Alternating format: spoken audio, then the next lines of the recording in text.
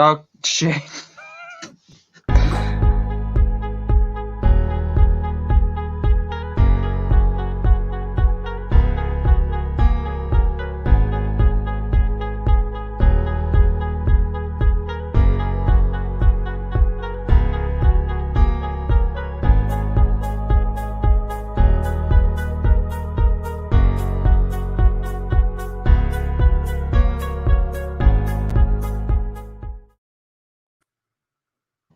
And we're live. Hey, you sent the link with 30 seconds left. Do you need another 30 seconds?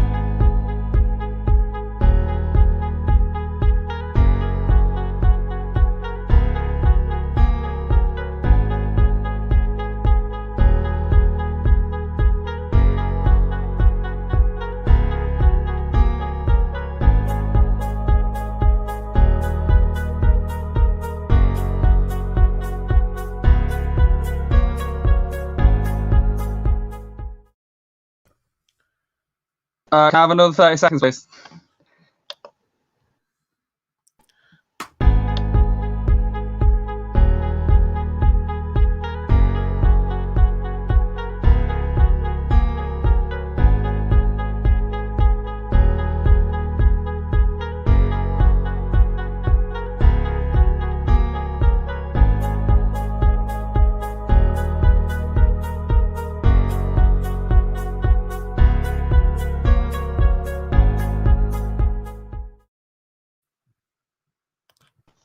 Okay, wait, I think I did it. I think I did it.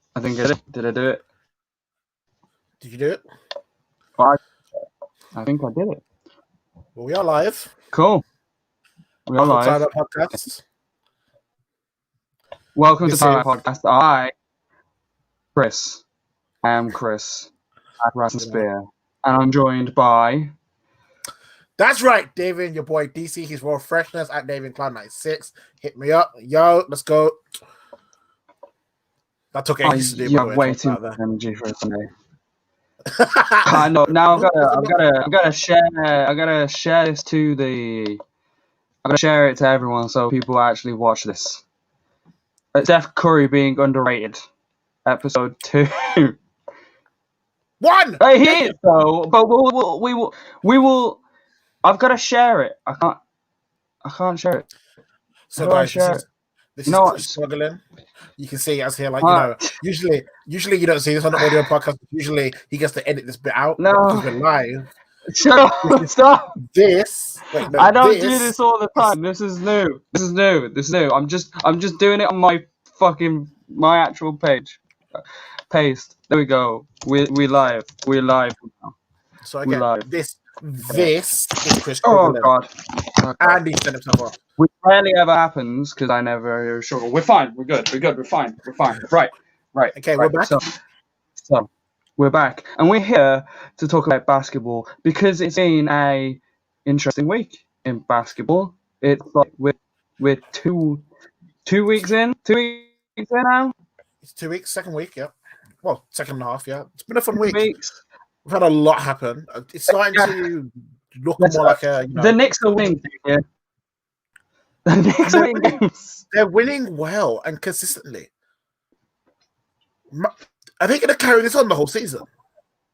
They're coming back from deficits. Right, it's a big. All right, it's 2 weeks in. Right, before we get ahead of ourselves, let's talk about this week's games. So I've highlighted a few games this week. We'll go day by day, a few of the main ones, and then we'll key on a few of them.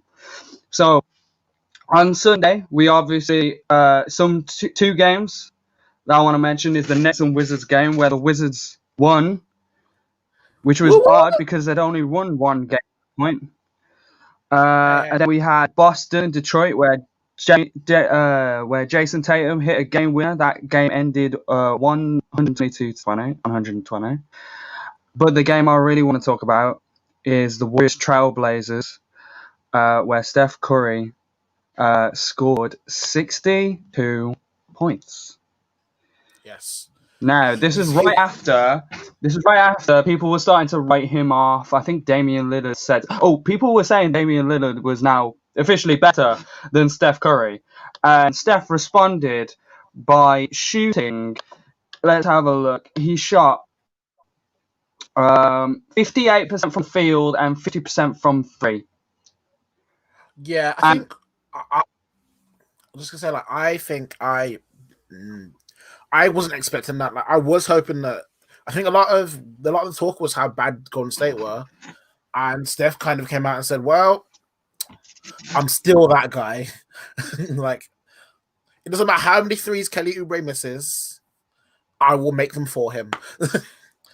And I am even at the end, I kind of appreciated him in that game because there is a lot of a kind of a rivalry brought up between Dame and Steph, where people try and say that Dame's surpassed Steph. Seeing Dame support Steph at the end of that game and the respect they had was really nice to see. Two people who they never had beef. Everything that's gone on between them is always like between the media. Like Damian Lillard is definitely number 2 in the West in terms of point guard. It might have been Russell Westbrook at some point, but Damian Lillard is probably like the best point guard in the league, actually, beside from Steph Curry, which is debatable. But Steph Curry may have got 62 points, but he's not the X factor in this game. The X factor was Draymond, because he came back.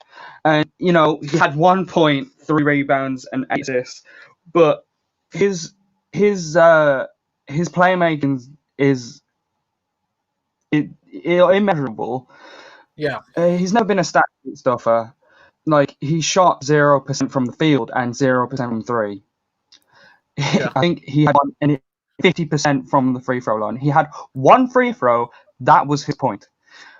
But, we'll talk about it throughout the rest of the week. But Draymond's effect on this team is massive. So let's carry on with the rest of the week. So that was Sunday. On Monday, we had Indiana. I want to highlight Indiana versus New Orleans. That ended 118 to 116. A very close game. Malcolm Brogdon scored a game-winning layup, I think, with 2 seconds left on the shot clock. Very good. Boston and Toronto. Jason Tatum scored 40 points in a 126 to 114 victory. Toronto are still losing. Yep. But the best game of that day that I want to highlight is another LA Warriors game against the Kings, where the Warriors won 137 to 106, and Steph Curry got a triple-double. I think he was I think he was a rebound shy. I want to look at this. Well, I think he might be. He was a rebound shy and 2 assists shy of a triple-double, and he scored 30 points. Which, again, in 30 minutes, which is like a point a minute. And again, he shot over 50% from the field, 40% from 3, which is decent, and 100% from the free throw line. But you look at Draymond's stats. He's got 5 points, 5 rebounds, 5 assists. But again, like I want to later on when we got the chance, because we're going to talk about it later, because it's one of the talking points we have. Is I want to just have a little look to see what Draymond's like plus minuses for this season, because for this game it's 13 points. For that last game, it was 22 points. He had a better bonus than Steph Curry. So I think in that first game. Yeah, and I'm not really surprised by that. I feel like if you watch the Warriors play, you will always know how instrumental Draymond has been to the way they play, and having him back is huge.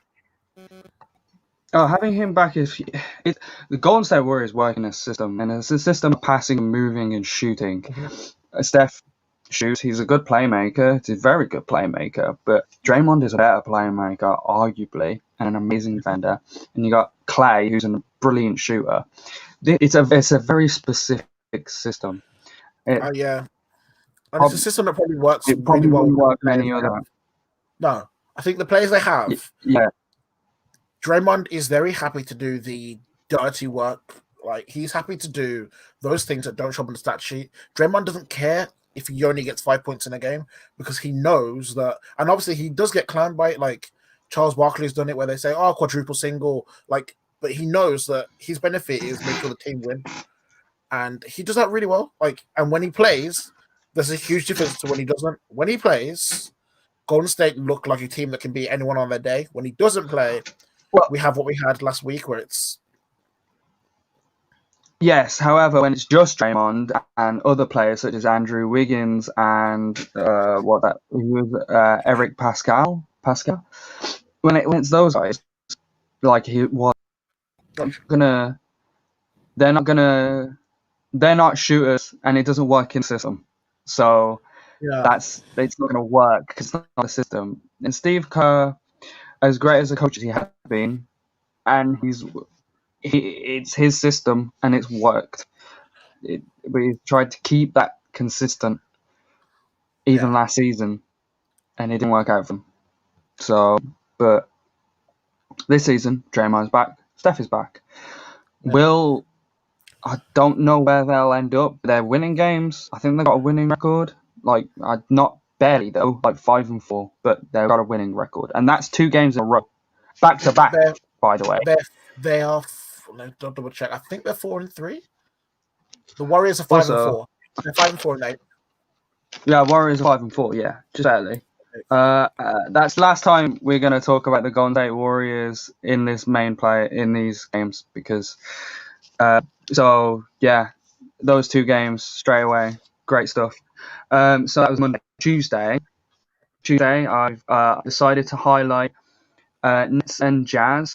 The Nets beat the Jazz 130-96. That's a 44-point victory. Kyrie absolutely dominated this game, but he's out. He's been out for 4 days because of contract tasting. We'll talk about that later. The next game is Chicago win against Portland, 111-108, where the Chicago Bulls managed to come back from a 20-point deficit, or should I rather say the Portland Trailblazers blew a 20-point lead. And then the game I want to highlight from Tuesday is the San Antonio Spurs versus the LA Clippers, where the Spurs at one point led by 24 points. Yeah. The Clippers managed to climb back, but the Spurs managed to hold on eventually in clutch. So if we could take a look at that box score, I think we'll find that DeMar DeRozan didn't do much. It was very much like an all-round, although Patty Mills had himself a game. He had 27 points, and he shot 50% from field and 66.7% from 3. He shot 8 from 12 from deep. 8 from 12. Patty Mills had himself a game. I think. Wait, did he only shoot 3s? No, he didn't only shoot 3s. He had free throws. He had 4 free throws and missed one of them. But yeah, DeMar DeRozan wasn't really playing very well. Yeah. If we have a look at that. But if you look at DeJounte Murray had a 20-point game, that was good. But let's have a look at the LA Clippers. I want to look at. So Kawhi had a 30-point game, 10 assists. Guess who's out this game? Paul George. And Marcus Morris. Yep. Beverly had 20 points. Lou Williams off the bench. I think. Okay, no, it's fine. Okay. Kawhi had a decent game, but they came back, but it just wasn't enough. The Spurs managed to hold on, and I think that's credit to Coach Popovich's experience in late games. Right, so, but that starts off trend with the LA Clippers this week. Not gonna lie. Yep. So Wednesday, lots of games because there's always lots of games on Wednesdays and there's always lots of games on Saturdays. But Wednesday there was a lot of good games, so I don't want to talk about this one.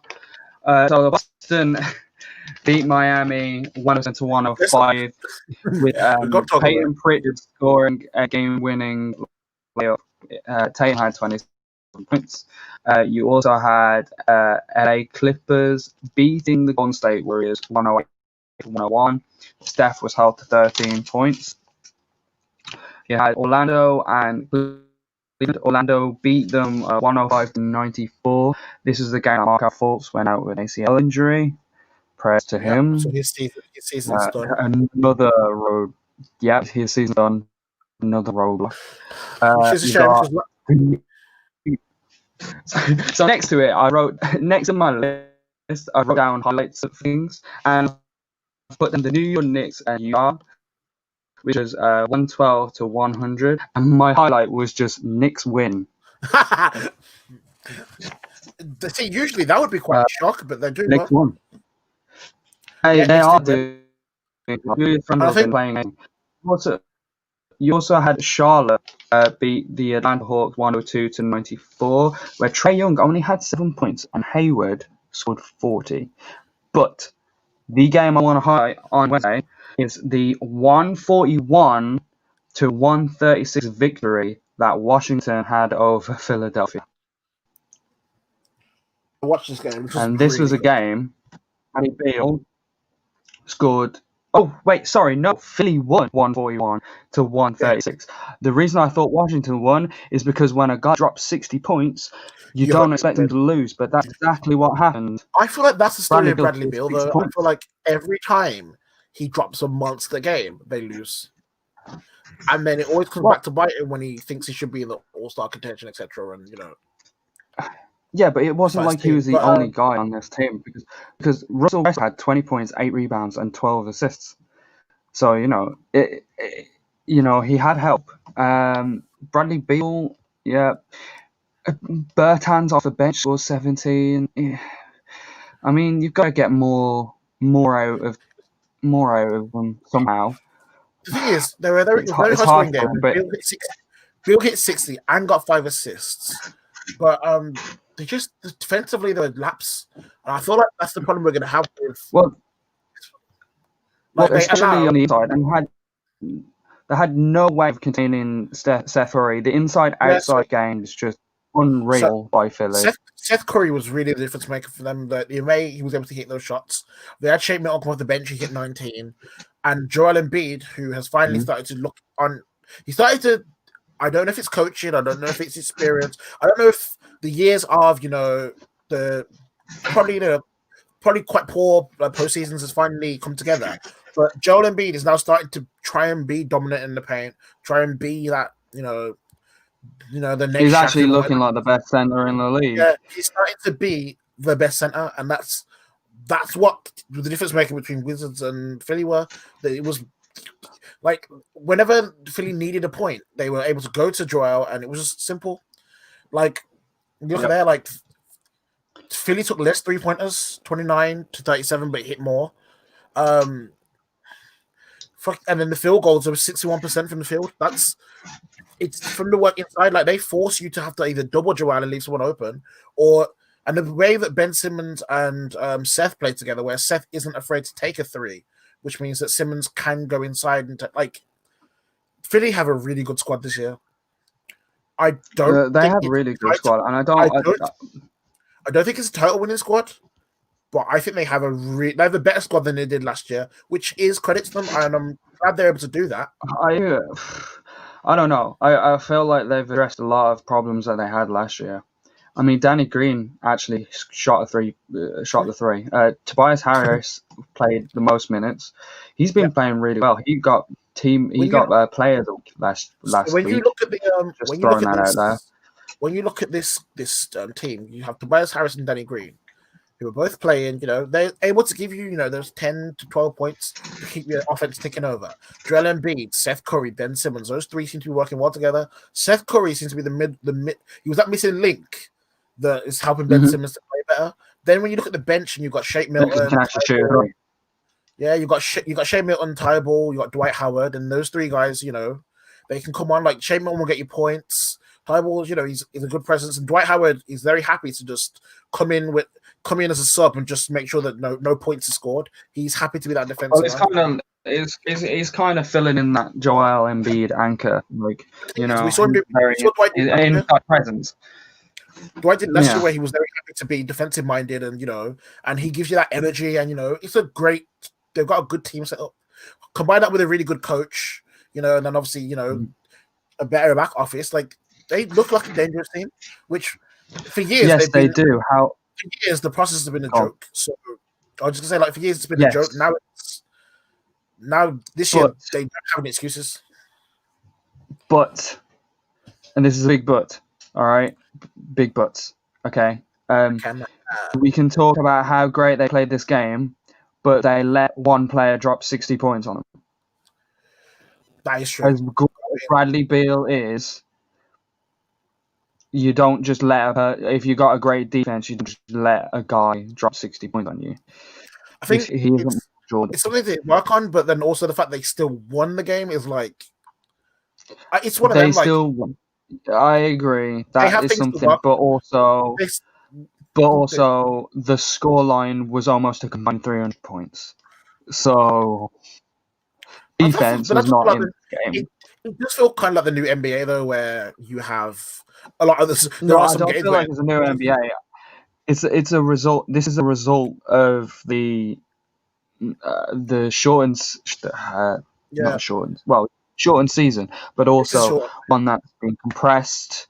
One that's been from the last one.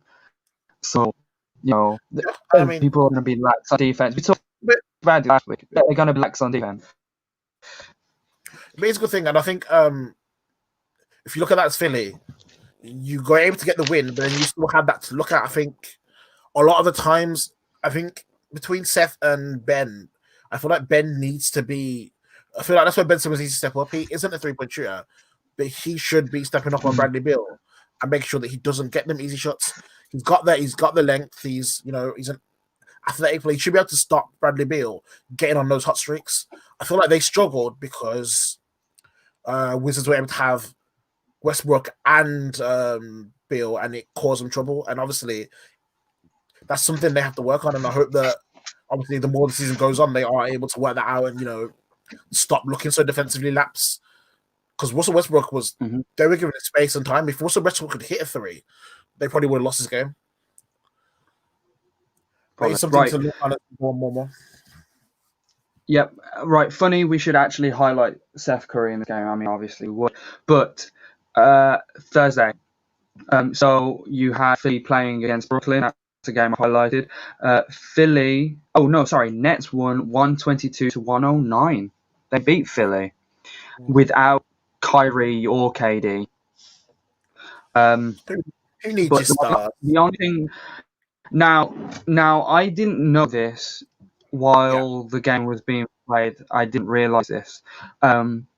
This isn't my highlighted game, by the way, but this is just something I noticed while researching for this for the podcast. Is that Seth Curry tested positive for COVID during the warm-ups. Well, he had the test in the day, and then it came back, and he was positive, and he was taken. It was on cameras and everything. He was taken from the benches, and then I had to get taken. So he was, that's probably one of the reasons why Philly lost. But we'll talk about that later on. So that was KD was out because of contact tracing, but Seth Curry actually tested positive. But we'll talk about more in depth on that a bit later. The other game that I want to highlight is a 118-109 victory that the San Antonio Spurs had against the LA Lakers. This beat the LA Lakers at the time were on a four-game winning streak, but the San Antonio Spurs beat them. I think DeMar DeRozan scored a ridiculous amount of points. But the game that I want to highlight is the 124 to the 117 Dallas Mavericks victory over Denver Nuggets, where Jokic scored 30 points, forced an overtime, but Luka was just way too clutch and ended up winning the game in OT. So, I only caught this game in overtime because I saw someone tweeted about it and they were like, "You got to check this Dallas Denver game." So I checked it, and I was like, Luka was able to come up. It was crazy. Well, Luka had 38 points too. He had a near triple. So by surprise, he's having a triple-double this week, but we'll go over that later. It was one rebound shy of a triple-double. He had 5 steals. The man is. How is this man like? He reminds me of a Larry Bird type, and no, not just because he's white. All right, not just because he's white, because he, but because Larry Bird wasn't athletic compared to other players. Yeah. He played with a lot of skill, and that's what Luka Doncic does. He plays like a veteran. He's in his He's in his third year. Third year. Third year. He's in his third year, and he's in MVP talks. Yeah, and the thing is, I mean, he was MVP talks. Sure. They are well deserved, and he's hitting clutch shots. The thing is, I have forgotten that Luka is only in his third year. That's how amazing he's been. I don't look at him as someone who I haven't looked at him and been like, obviously he's still got ways to grow, but when I'm watching him, like the way he's closing these games out, and the way like I see the ball in Luka's hands, and I'm like, there's not much you can do there. It's who was it on the Dallas Mavericks team? He came out and just said, guys, you just better watch out because this guy, like, he's not even finished. He's not even done. He's nowhere near done. He can do so much better, and he can. But I think like Denver, I continue to lose. Yeah, but Denver, as I said, Denver play well but lose. It's a weird. I feel it's a factor of being in the Western Conference, I guess. Yeah. What division they're in? They're in the Southwest Division. No, Southwest Division is all the. Southwest Division, I think. I want to say. What division are they in? I mean, I can have a look. But yeah, go on. Quick.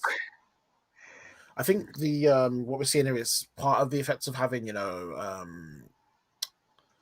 after making it to the finals, West Conference finals, like we are starting to see, it just looks like they just look sluggish sometimes, and it is costing them games. It is, which is surprising because Denver's a mile high city, and this is a fun little sports science fact for everyone watching. Is because of the high altitude in Denver.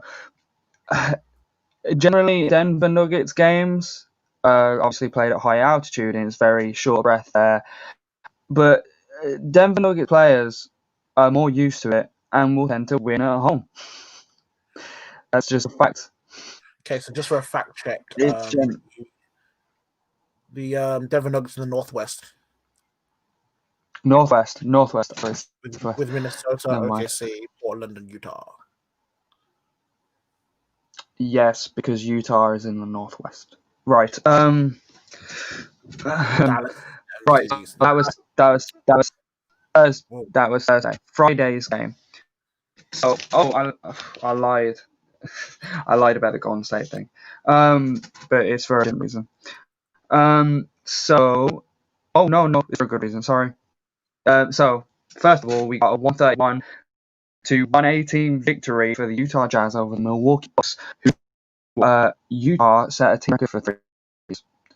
I didn't write down how many it was, but they beat their team record. Good on them. And it was the Charlotte Hornets and the New Orleans Pelicans. I got so confused when writing this down because I thought the New Orleans Hornets. I'm still living in 2006. Ah, the good old days. No, that was so 18 to 110. LaMelo had near trouble. Oh, this is the ball off. I just hit me. This is where did you see near trouble? LaMelo hit a three over Alonzo. It was such a good. Yes, he did. It was great. We'll talk more about LaMelo. Yeah, we'll talk more about LaMelo because of the day. Yeah, last night. But, record breaker. It was a good game. But the game that I really want to highlight is the Golden State Warriors victory over the LA Clippers, which was 1-3 to 105. Steph Curry. I know. I said before this. I lied. The fact that you had that ready. Yep. Anyway, so Golden State LA Clippers. Oh, yeah, Golden State LA Clippers. So this one's funny because the Clippers ended up blowing a 22-point lead in the What? That is third. like, I sent you a picture of it. I sent you a picture of this. I sent you a meme of it on Instagram where I was just like, well, playoff mode Clippers already. look like in playoff form already, blowing a 22-point lead. That doesn't sound like the That's the Clippers game to I blow want to a lead. highlight. Like, I've never known the Oh Clippers no, to, that's nothing for like my that at watch. all. What's odd is that Paul George had himself a game. He was shooting 70% from the field and 70% from three. He had himself a game.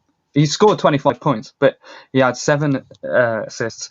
Kawhi Leonard, there's a lot to be desired. He's shot 40% from the field, but he had 24 points at 60% from three. But they just got outgunned by Golden State Warriors. And Steph Curry's 38 points and 11 assists. Where's Draymond? 4, 3, and 3. Draymond doing that. And he's also a negative box plus minus. Okay. Kelly Oubre, look at his box plus minus, a minus 25. For those of you that don't know what a box plus minus is, Yeah. what it basically is while they're on the court, it's like oh shit, how do I say this? So it's like the score while they're on the court. Yeah, it's a net accumulative score while they're on the describe it court. is like so if you've got a plus over a minus, it would suggest that it means that when you were on the court, if you were +7, that means that you scored 7 more points while you were on the court than the opposition. So generally, you can use plus minus. Yeah, you can trace that impact on him with what Draymond. However, what? I just say, can you repeat that? What? About Kelly Oubre. Kelly Oubre had a box plus minus of 25. Oh god, that's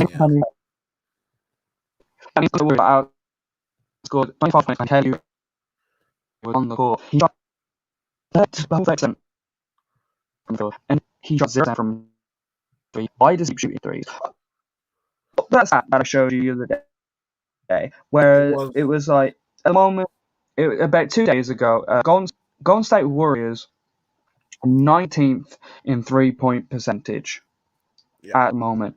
If Kelly Oubre hadn't shot a three, they'd be third or fourth. I think it was fourth. It's ridiculous. Why is this man shooting threes? What does he think he's doing? Stop.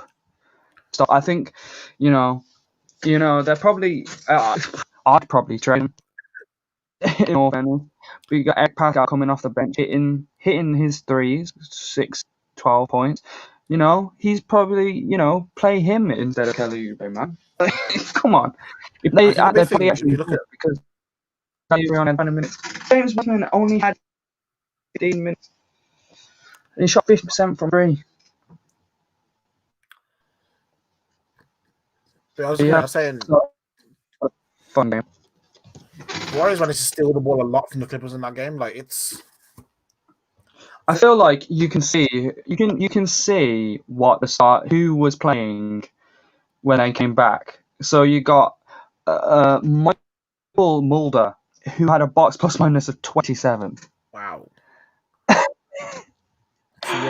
You also had Damian Lee, 22 points, Eric Pascal, 21 points, and then you probably had a combination of like Steph Curry, Draymond, Kevin Looney, and Kent Bazemore. But it was definitely Andrew Wiggins playing. Look at the Clippers bench. It's like the depth they had last season. What's that? Oh my god. Lou Williams and Zubac and Luke Kennard. Oh my god. These guys are getting 17 minutes and averaging 18 points between 4 players. Like, it's not the best help when you're. And it seems to be a factor of why they are starting to lose these leads and, why they are starting to. Apparently the Clippers were supposed to have the best bench. They're not consistent. They're really good one game. They're really bad another. Right, so that is Friday. And then we had Saturday, last night. So A few games I want to highlight was Miami's win against Washington, 128 to 124. Tyler Hero had 31 points, and Jimmy Butler had a near triple double to go along with an odd point game, I think. You had Dallas and Orlando. Dallas beat Orlando 112 to 98. Doncic had a triple double. Sorry, surprise. The 125 to 122 San Antonio victory over the Minnesota Timberwolves. This was Karl Anthony Towns' return. It was a close game. Not gonna lie, it was this close to being my game of the day. This close. Almost qualified for your game of the day. Yeah, you had the Milwaukee Bucks beating the Cleveland Cavaliers 100 to 90. They didn't have any Giannis in play. Drummond grabbed a season high rebounds, I think, 24 rebounds. This man is a rebounding machine. It's a shame it doesn't translate into victories. Boardman gets paid. You also had. Well, this one's an interesting one as well. Denver beat Philadelphia 115 to 103.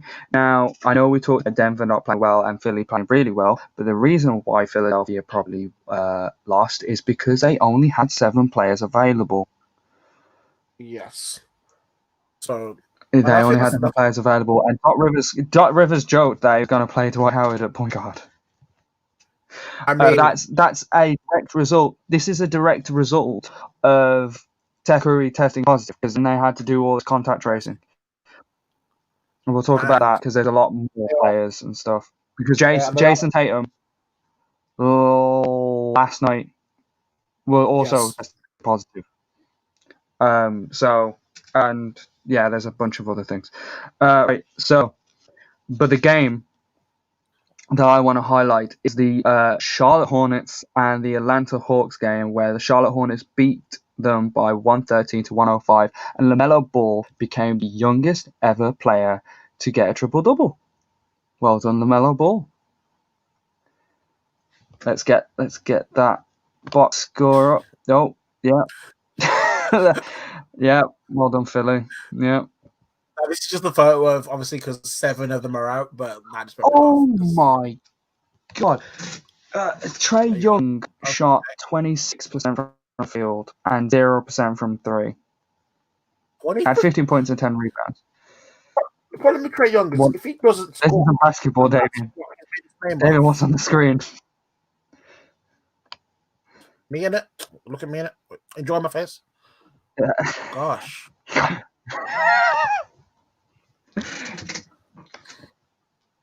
Enjoy my face. Right. So now, the problem is you literally are live right now. Okay. Mm-hmm. But now, if Trae Young doesn't score, then like, what benefit is he? Like, that is his main thing. Like, his main way of like playing is that he scores a lot in volume. He's not a good defender. He's got a bit, but he's not like, his main threat is that he scores a lot. So when he has these games and runs where he doesn't score, it's like, it makes it easy. Like, I'm expecting Atlanta to lose a lot of games when he's shooting 0% from 3. But I'm expecting. And the thing is, like, as we look through this week he has had a few games where it's been like he's only scored a few points. And well, I don't mean to be that guy, but like, I know we're doing later. I'm talking about who's hot and who's not, and my Atlanta Hawks are not, because they're 0-4 for the week. I'm not surprised with those stats. Anyway, Trae Young is an offensive-minded player. He plays no defense. In fact, I think he was like rated the worst offensive player of this league last season in terms of actual statistics. But yeah, I mean, the thing is, Atlanta Hawks got Trae Young. They really wanted Trae Young because they thought they were going to be their Steph Curry. And the problem is that they haven't put in a Steph Curry system. So there's no Draymond Green there to like Trae Young does not play off ball in this system. But Steph Curry plays off ball in the Golden State Warriors system, and he benefited from that. It what took him from, a playoff team with Mark Jackson to a the dynasty with Steve Kerr Just 73 is Steve Kerr's anyway. implementation of an off-ball movement, Steph Curry and Klay Thompson, and giving Draymond the ball handling, playmaking and stuff. But Atlanta Hawks have just kind of not seen that, and they're not doing that kind of thing with this guy. Like, I'm not gonna lie, I don't really know. Like, I know there's a lot of young players, and I know Clint Capella, but he's not a playmaker. John Collins isn't really a playmaker. DeAndre Hunter, he was a good shooter, I believe. Kevin Huerter was a good decent, not in this game. Cam Reddish as well, again. But look at them. They shot 30% from three this game. 30%. Yeah, that's what I'm saying. Like when you look at it, but they shot 37 from field, 37 field goal. It's like if you're not getting your shots from the 3-point line, do they have the ability to create a different shot? But over half of their shot attempts were from three. Yeah, because 46 of their 91 shot attempts were from three. Yeah, so that's pretty much half. If the three isn't falling, do you keep shooting the three? Are you gonna live or die by the three? Is that what you? And go inside, especially when you have a guy like Clint Capella, who's an amazing pick and roll guy. You run pick and rolls, get on the inside. You got John Collins too, who's got a decent post game. And we're talking about the Hawks because obviously 0-4 this week, and it is, it started to worry like they started well and then started tough. But when you look at the Hornets, like LaMelo Ball, youngest player to hit a triple double. Well done. Yes. What was the actual stat line? What did he finish? He came off. Came off the bench. Terry Rozier, Scary Terry, 23 points. PJ Washington, 22. Gordon Hayward, 30. Like we only had one turnover as well. Well done, LaMelo Ball. Only one turnover. I was expecting like 4 or something. So the thing with LaMelo Ball is, obviously, he is someone who, coming to the league, like, he's had the pressure, obviously, because, his father and his brother and all the family stuff. But there have been signs, like, especially these first couple of games, there have been signs he can be a great NBA player. And then there are sometimes signs that, where there are some games where he scores 2 points. He is very inconsistent with it. But these last couple of games, the game against New Orleans and the game against Atlanta, he started to look more and more like an NBA player, more and more confident. His three was falling a bit. Like, he was... I'm assuming that, he really wants Rookie of the Year from this season. I think that's probably his aim. Well, later on, because I've got some talking points. One of those is a very similar talking point to what we're talking about the LaMelo Ball. I kind of changed it on the fly because it was very clearly that they were doing the right thing with his development. So I kind of changed it. But we'll go on to that a bit later. So, those were the games of the week. Yep. That I highlight. Let's talk about who's hot and who's not. Do you have any idea, like, who, like, East, West teams, who do you think's not? I mean, we clearly just started with Atlanta. They're nowhere near. 1-4. Terribly defensively. I had a good start in this week.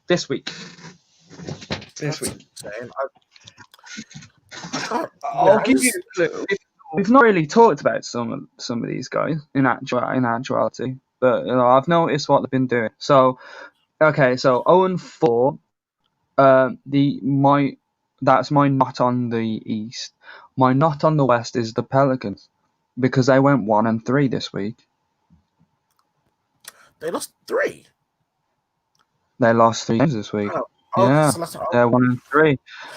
They were at the top of the standings in the West, and they made it down. Yeah, they lost. Hold on. If you want to get the results up. Oh yeah, I'm looking at it. This is wow. So the problem with the Pelicans is after the last podcast, I only watched the Charlotte Pelicans game. Mm-hmm.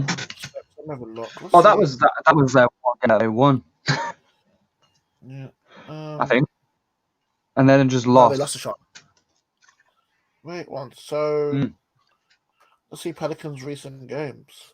There we go. It was the last 4 games. and move that one up. So yeah, they lost to the Hornets. Well, yeah, they lost to the Hornets. Lost to the Hornets, lost to the Thunder, lost to the Pacers. So they've lost the last three. Wow, that's. I'm not gonna say surprising, but that I'm.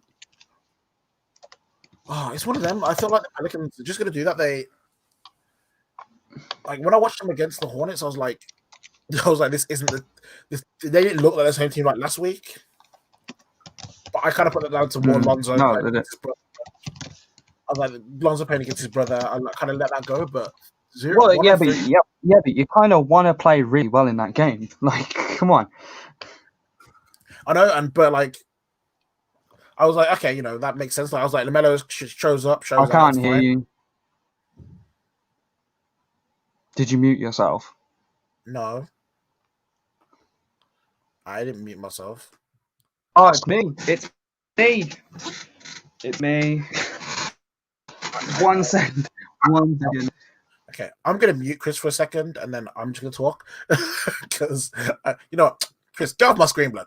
Okay, I'm just gonna mute Chris. But nah, so yeah, when you're looking at the Pelicans, obviously that game with the Pacers went to overtime, but to go 1-3, so like early in the season like that, like they definitely aren't on form right now, and oh god, wait, are you okay though? Are you good? Bitches. I'm good. My headphone, my wireless headphones died. So I was just sat there and you were like, I can't hear, and I'm like, I am talking. Now, yeah, I was just saying that for them to go 1-3, they're really off form right now, which is I'm not really worried about it because I'm sure they can pick it up, but I think with this, this season, we'll see. I'm just going to expect teams to have runs up and down.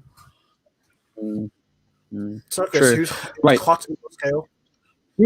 Who's hot? Well, we'll go for my one on the West first. There's probably a lot of teams that probably had better record. They might have had better records on the West. I'm not sure if anyone went 4-0 or something or didn't lose, but regardless, I'm making the San Antonio Spurs my hot because they were 3-1, and not only were they 3-1, but they beat the Clippers and the Lakers in not back-to-back games, but like one game and then next game they beat the Clippers and they beat the Lakers, and then they beat the Minnesota Timberwolves in overtime last night. But yeah, they've played really well. So anyone on the Spurs who really started out? It's been an all-round thing. DeMar DeRozan had a few games where he scored 30. You had LaMarcus Aldridge who scored 20. You saw one of the games. Patty Mills scored 20. This is a Greg Popovich team. This is a Greg Popovich team. They're going to play hard every game, and Greg Popovich is going to try and find a way to win every night. And the last time we had a short season was 2011, and his team were very old. This team, not so old. Yeah. The younger, so he'll be able to play these guys a bit more than he did then, and they can make a push. They didn't make the playoffs, so they had a bit more rest. But my exceptionally hot on, which is on the East, is the Boston Celtics, who went 4-0. Ooh. Yes, they went 4-0. So they beat the Pistons 122-120. They beat the Raptors 126-114. They beat the Heat 107-105.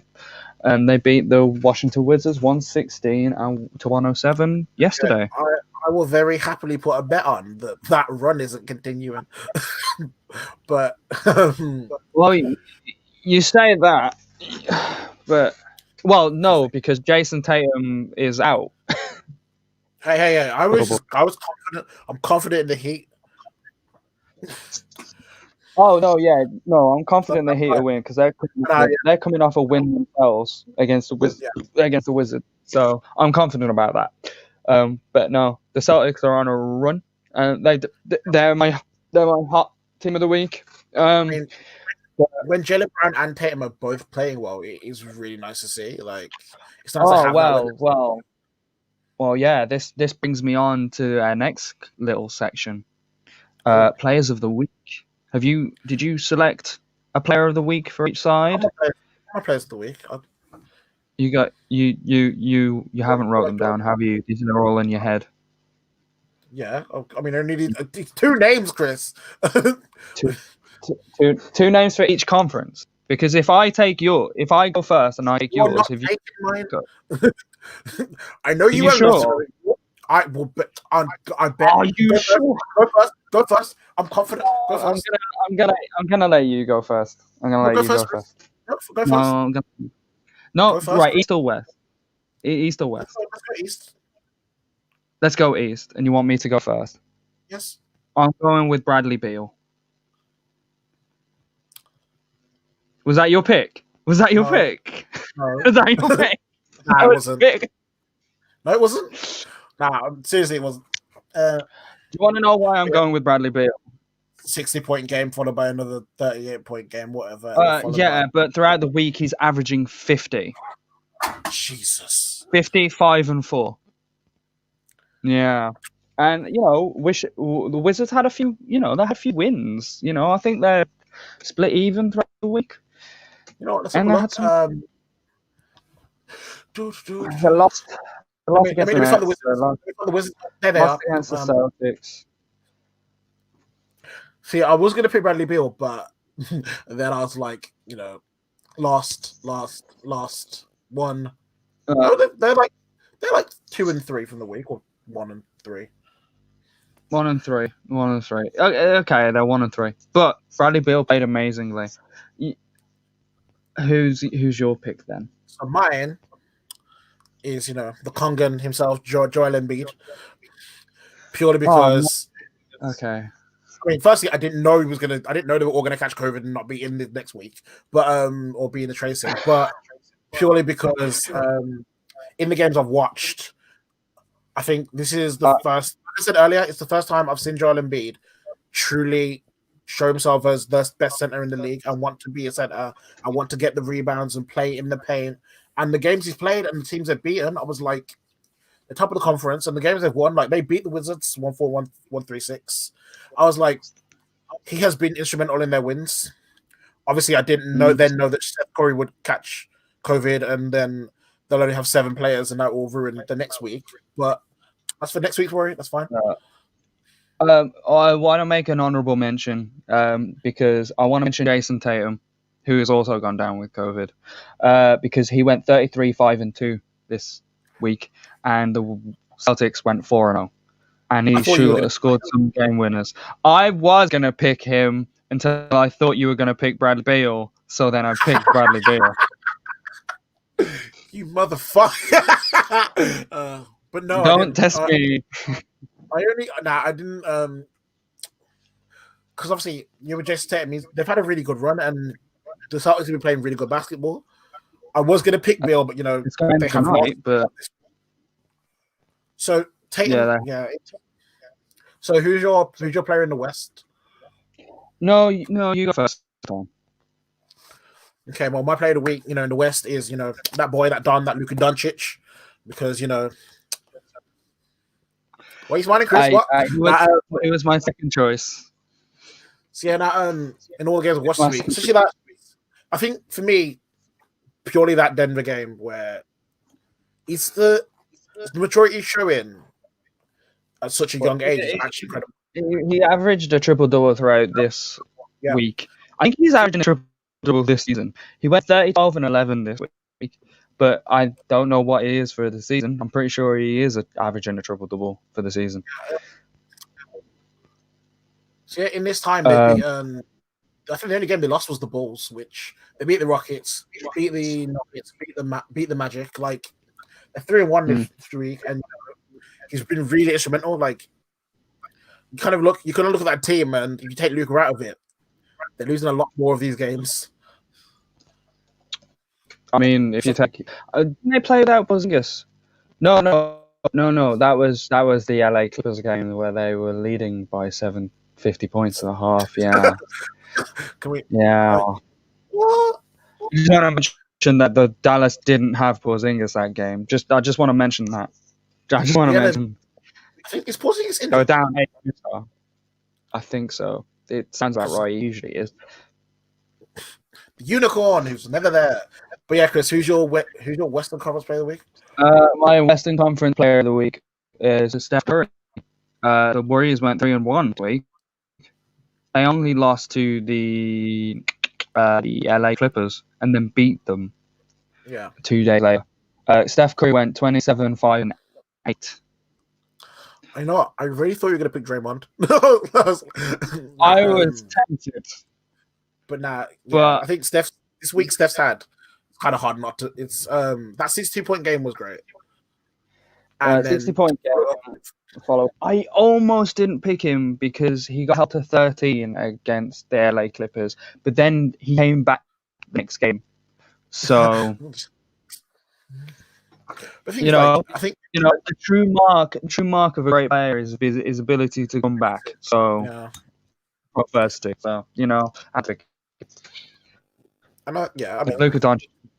I mean, also in terms of the East, Giannis is averaging 30 odd points, but he's Giannis and Milwaukee I think they're like hovering around 50%. Their winning losses. Let me have a look. So that's. Let me just double check that. Because I haven't even looked at Milwaukee this year. Like I haven't seen a Milwaukee game this year. No, I saw them, but I saw the Miami one until I had enough. The Bucks are 6-4. Yeah, I think.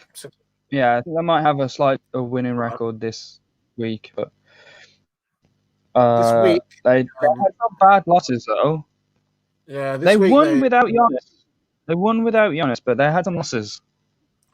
Yeah, they've lost to the Jazz, lost to the Heat. Yes, they did. That's right. Pelicans they did. And yeah. So Chris. Cool. So that's that. So just before we move on to all the talking points for the last half an hour, have we got? Can people chat? Can we see how many viewers we've got?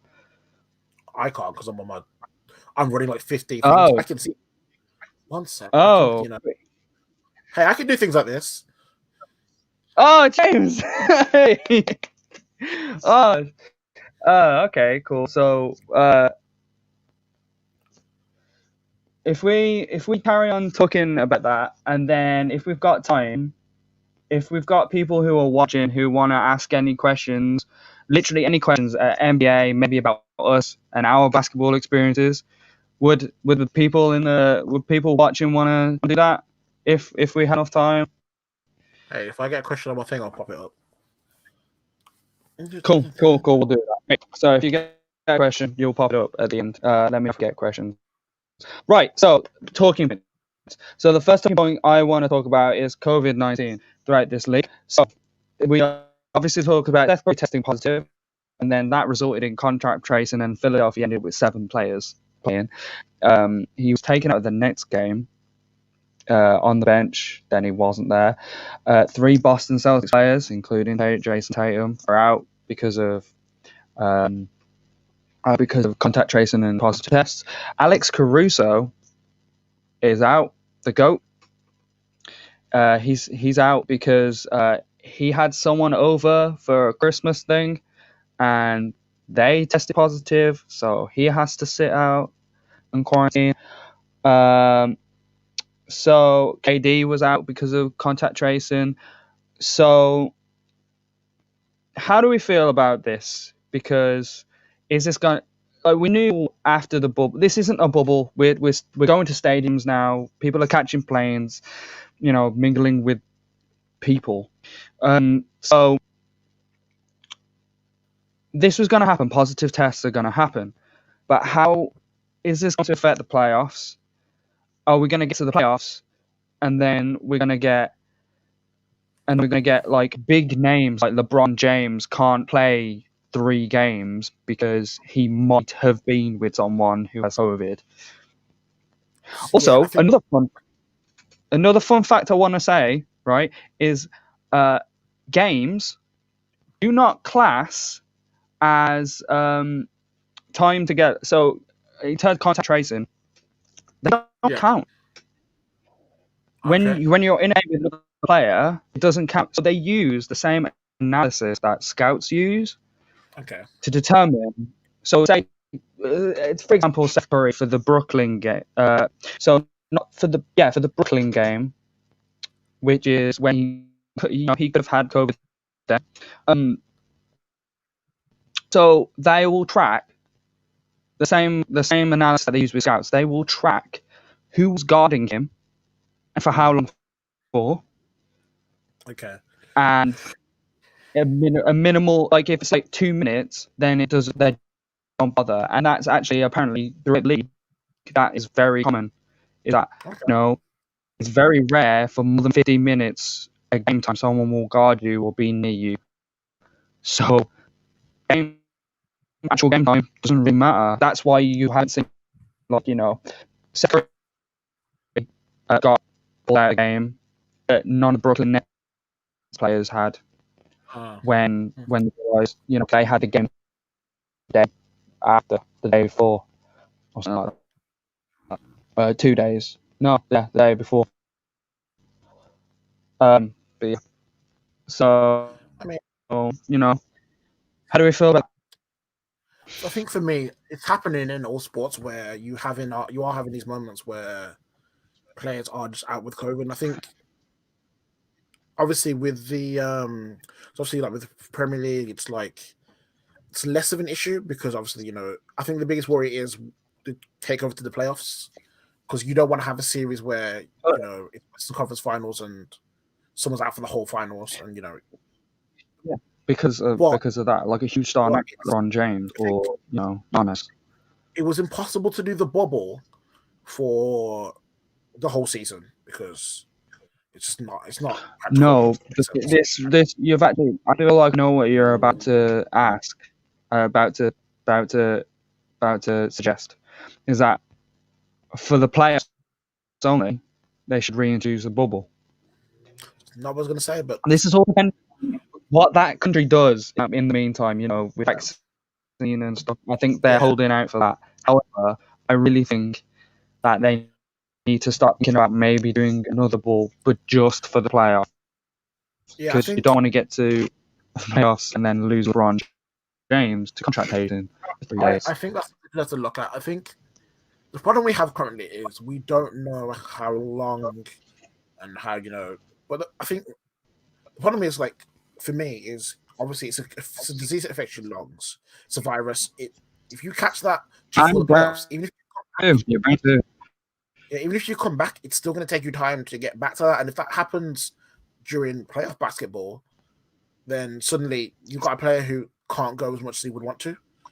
So I guess doing that would be a good idea. I think with the regular season, we just have to accept that we are traveling.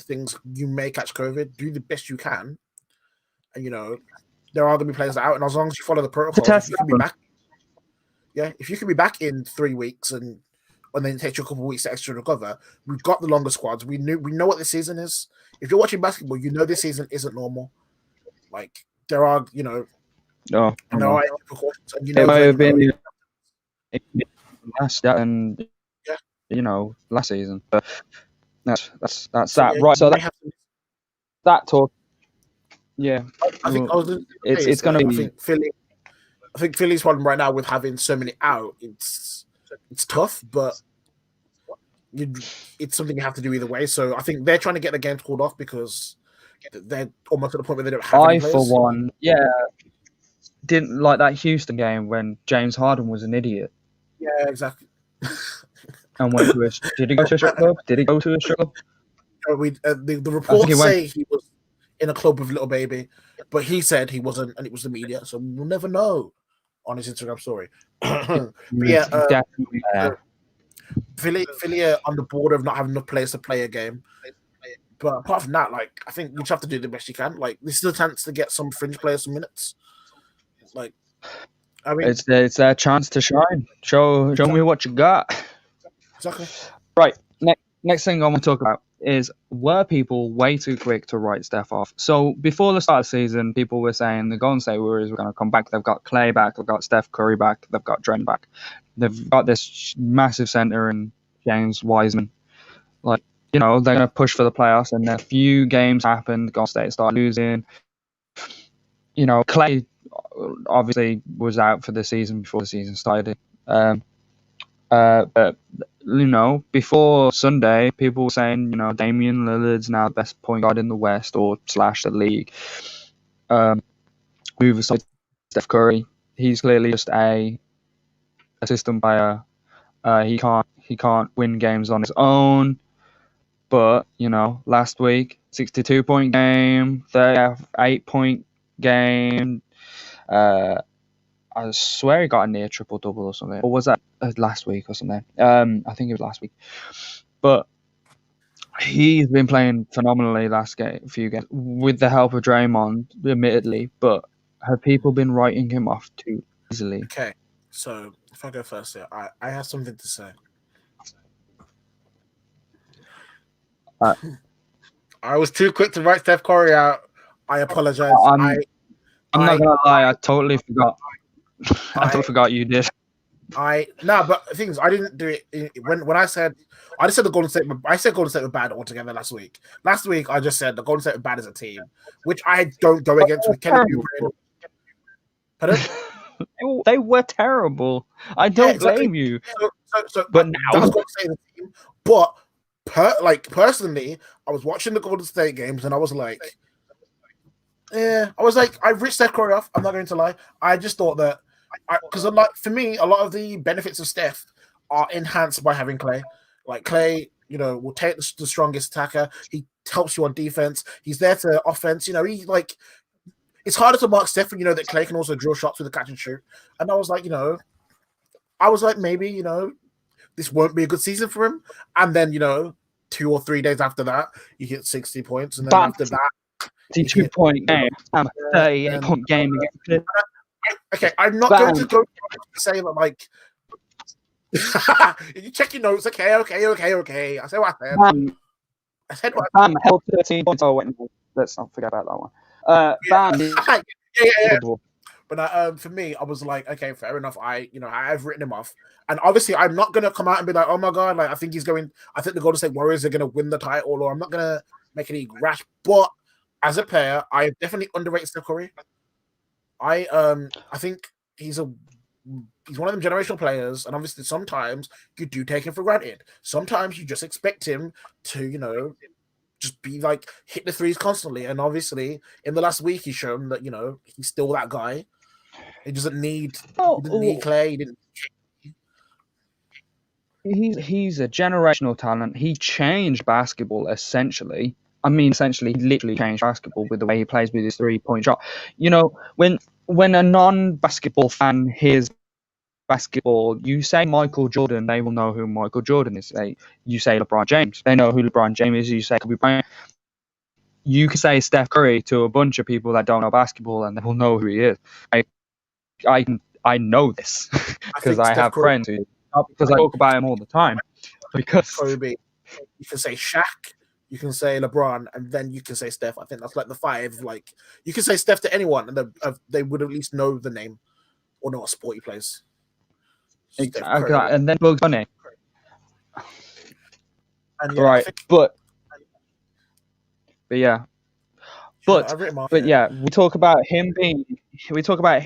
He's the greatest shooter in NBA history, but he wasn't the quickest to 303 points. You know who that's? Duncan Robinson is a young player to reach 300 points. Fun little fact that I found out earlier this week. He's a shooter. That boy is. That's literally all he does is shoot. He has a permanent green light. I like the idea that the thing that reminds me of him is let's say Duncan Robinson is. I like the idea that he knows his role. He ain't gonna try and do too many dribbles. Give me the ball, shot. Give me the ball, and I'll shoot. I'm open. I'll shoot. My favorite thing is the other team knows his role, and he still gets away with it.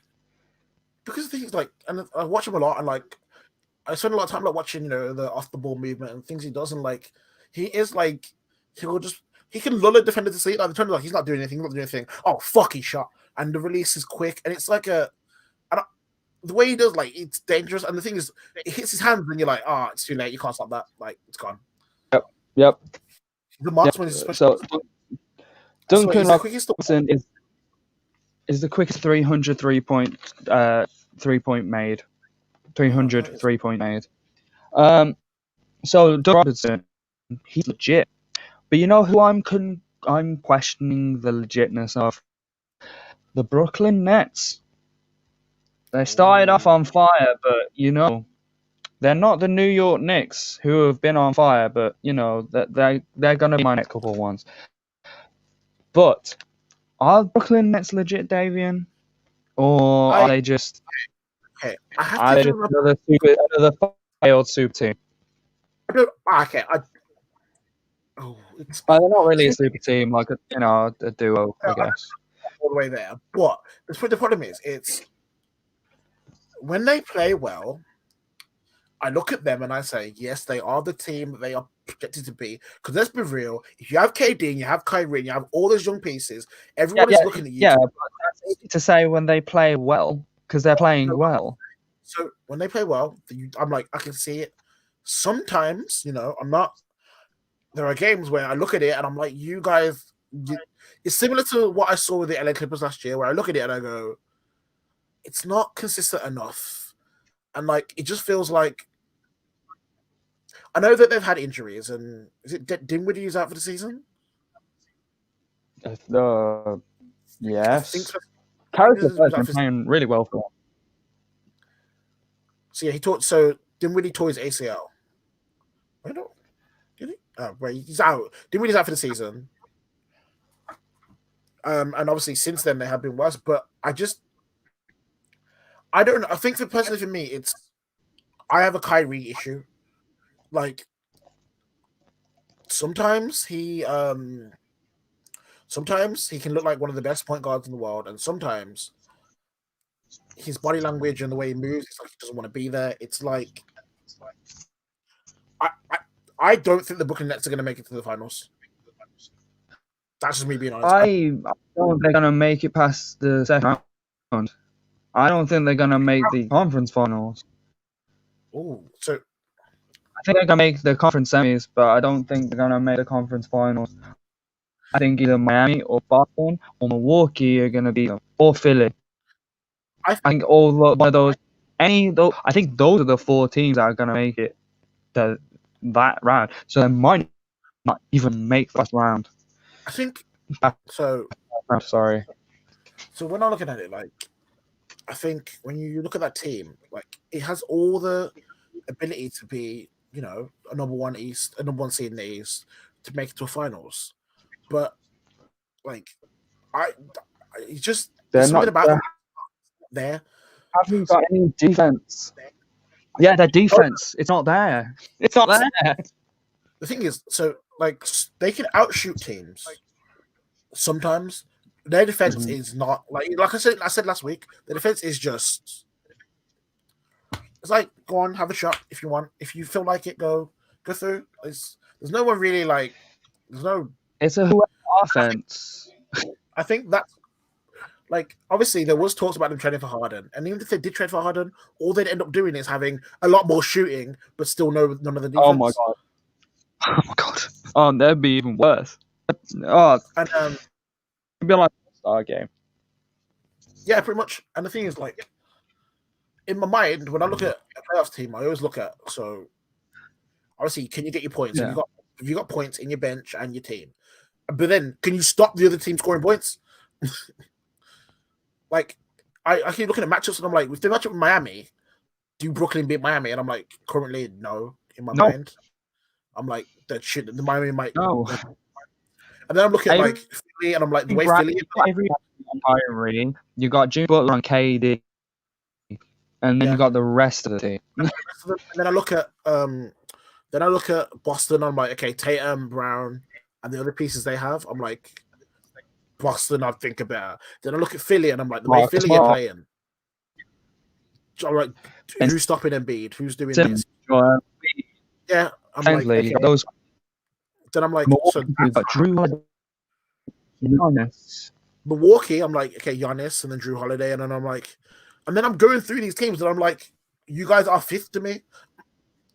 So I guess I can see why semi, but I just they have the potential to be there. I just wonder if they are going to make it. Basically, if I'm Brooklyn, I am looking at the idea of a trade for something, because if they carry on like this, it's just going to be all attack, all defense, and no defense. And I don't. Or is it see worth them, trying to implement defensive? I guess. Okay, I don't know. so we're thinking them at least make the playoffs. I know. I think they can make the playoffs. Yeah, they've got Okay, enough. so I mean, we're obviously talking about Miami, Milwaukee, Nets, Boston, and Philly. So that's 5. There's another 3 spaces. Toronto, But do we think the Bulls or the Knicks can take the places? Because they've been playing really well. But so is it just flash in the pan, before the season or is it going to sizzle throughout the entire season? So before the season started, I had a clear 7 in my mind. The 5 you named, plus Toronto and Yes. Washington. I was like, those 7 are the most likely. What's that again? But it's not going very well for Toronto or Washington at all. Yeah.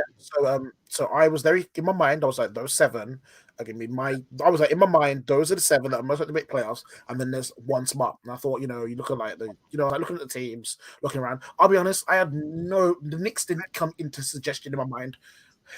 I think the way they are playing.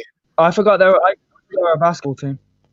Oh, honestly, even Stephen X, I'm talking about them. But I think honestly, the way they're playing, the Knicks could. I'm not saying they will. We are very early in the season. This is the type of thing that could get played back if you're not clear. But I do like they may lose the next 50 games. I don't know. I'm not Nostradamus, but if out of the teams, I feel like the Knicks have a very strong chance of making it there. Like the way they are playing basketball, it's good basketball. It's not. Like when we look at the Milwaukee Heat game from earlier, you were like, okay, Milwaukee won because they hit a record number of threes. They won't be able to consistently do that. The Knicks are just playing very good, simple basketball, and with the way the season's going and the coronavirus stuff, and the fact that if they get a run of luck, they might get like teams like Boston without 2 of their players. They may get I generally think they can make it into maybe the 8th, maybe 7th seed. Toronto and Washington have started badly. They've already got ahead. Like, I think it's for the Knicks. I just want to see how they react to the losses. If they go on a 2 or 3 like run of losses, can they bounce back? Because they're doing it against the bigger teams. Like they played one against the teams. But so the Bulls, which is the other team I mentioned, because they gave it a good go against the LA Lakers, and I can't remember who it was that they beat, but they beat another good team, and they're showing you signs.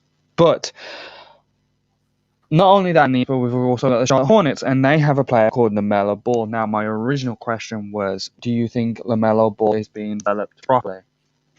Now, that was the original question. Considering the fact that there was no preseason, essentially, no summer league, sorry, and they've had little time to implement a proper game plan, I suppose. Yeah. I've not been shocked. I mean, he had that 0 points in his first game. Signs of not very good future, but he came back. He had that game against his brother, which he absolutely outplayed Londo.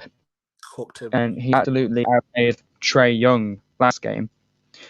He got a triple-double, youngest ever to score a triple-double. So instead of that, my question is, is he better than Lonzo? Okay. So yes, but no. So I don't know the way to describe this is. I've been very disappointed by Lonzo Ball. So This in my season or mind, just in general? in general, when Lonzo came in, I knew that he had the range of passing and but with his injuries and the constant, and obviously the broken shot, and like there were a lot of things he had to work on, and he kept getting injured. And every time he played well, I honestly think LaMelo's a better player than Lonzo is. Even if it's just a better ceiling, I feel like even like in the I think games he right played, like now, if I'm taking him like January 2021, and I've got the choice of both, I'm picking LaMelo 100%. I feel like, and that's not even enough for his future or the. LaMelo's got the passing. no, He no, can shoot.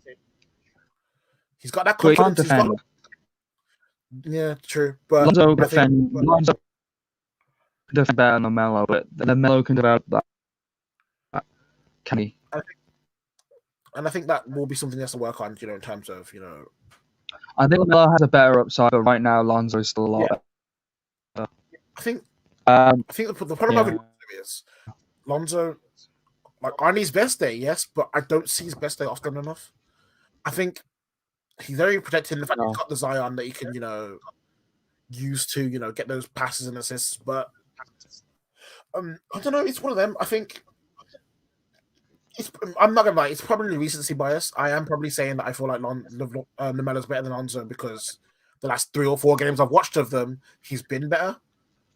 And Lonzo will probably pick it up as the season goes in, but it's there's no consistency, and he gets injured way too often. He's never in a season. Like, well, yeah, like we always thought this season was going to be his season because last season he showed sparks. It was his first. I was gonna say LeBron went to the Lakers to play with Lonzo. It was always meant. That was the thing that he went to the Lakers to play with Lonzo. It was always. I don't think he went to the Lakers to play with Lonzo, but that was an advantage. Yeah, things he knows. So obviously, there's a lot within that decision where he wanted to go west anyway. He wanted to go to LA anyway, but it was known that he looked at Lonzo and was like, "Okay, I can play with it." Like Lonzo was a big part in that first season, where LeBron was like, "Okay, that's a team that I can win with." Obviously, it didn't work out. He's gone to New Orleans, and I think he's been outshined by Brandon Ingram, outshined by Zion. Like I've been waiting to see that Lonzo where he shows what he can do. He has moments. It's always like there's always small highlights or little clips. It's never been a full run of games, and I think he can do it. And I've been waiting to see it because if he does, New Orleans Pelicans are gonna. I think he can take them up a level. I think he can, and if he start playing well and gets those assists, he can make Brandon Ingram play better, make Zion play better. And suddenly you're looking at a team that will go on runs and get like 7 or 8 wins in a row. But it's been a few years and it hasn't happened yet. No, but we will see. I think that's enough for today. I think that's enough for this week. Cool. What have we got next week, Damien? I mean, any special things going on? I mean, it does depend on the games, but also we might be having a guest. Oh yeah, that is true. And we will decided what guest yet, but a guest maybe. Depends on this, but yeah, maybe you're the guest. Whoever's watching this. You're the so yeah, it is obviously this is the first video podcast. We are trying to so we are trying to the Twitters down below. With clips, etc. Yeah, we will have a guest next week. Should be able to, it's just evolving. If you enjoyed this podcast, guys, please give us a like, a subscribe, follow us on the Spotify Timeout. This episode, as soon as I get the audio, I will go on Spotify. Follow us on Twitter. We got Facebook, Book, Jordan Book, MySpace, Your Space, Our Space. I ain't got a damn MySpace. I'm a Donald Trump. I ain't get locked up on Twitter. And with that, Wait. I ain't get locked on Twitter. My Twitter Why right. are you giving yourself a title? Huh? You're giving yourself a title. Because I was writing Dating out. your boy I'm DC. dating your boy DC. His raw freshness. I can't do this like there, wherever there. Chris, point down, please. Oh, you fuck you. You know what? Never mind. Fucking. See you later, guys. That's it. Timeout. Bitch.